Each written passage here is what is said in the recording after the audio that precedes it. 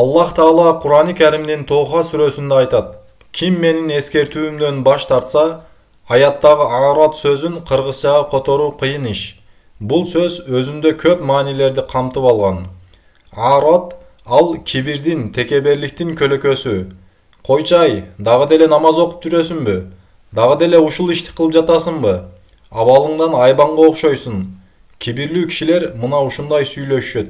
Allah Taala aytat: Kim menin eskertүүмдөн فَإِنَّ لَهُ مَعِيشَةً ضَنْكَ. Anda ağa maşakatı oor turmuş bererim şeksiz. Menin közlörüm bir gana bakıtты körсөтүп жатат. Menin közlörüm maga Louis Vuitton Snapchat'ты körсөтүп жатат. Mına emneni körüp jatam. Al maga uşu restorandı. Mına uşul es alуу борборун.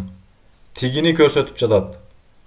Бирок дүйнөгө даңаза болгон дизайнер дагы Allah'a baş ийбеген адамдын тарчылык жана кыйынчылык жашоосун беките албайт.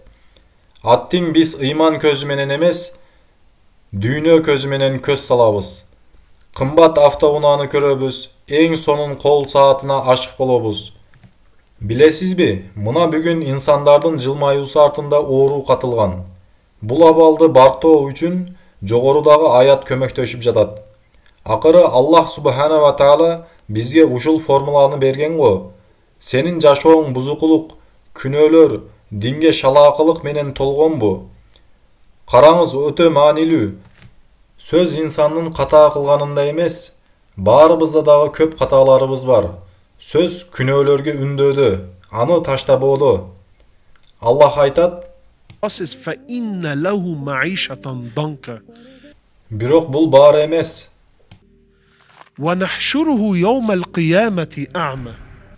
Кандай гана күчтүү аят. Аллах айтып жатат: Караңыз, бул өтө сонун. Мындан мурда Аллах A'rad, башкача айтканда кибирлүү инсан деди. Кийинки аятта болсо Аллах айтат: قَالَ رَبِّي. Менин Раббим, эмне үчүн мени сокур кейипте тирилттиң? وَقَدْ كُنْتُ بَصِيرًا. Акыры көрүүчү элем го, дүйнөдө көзүм көрөт эле го. قَالَ كَذَلِكَ. Аллах айтат: Ошондой. أَتَتْكَ آيَاتُ. Сага аят белгилерибиз келди. Бул ар кандай белги болуусу мүмкүн. Бул YouTube'дагы видео болобу, же ал SMS түрүндө болобу, же болбосом энең сага балам күнөө кылба деп айтуусу болобу, же атаң, досуң болобу. Аллах сага аят белгилерин түрдүү жерден жөнөтөт. Сага аяттарыбыз келген эле, эскертүүлөрүбүз келген эле, бирок сен аларды билип туруп унуттуң.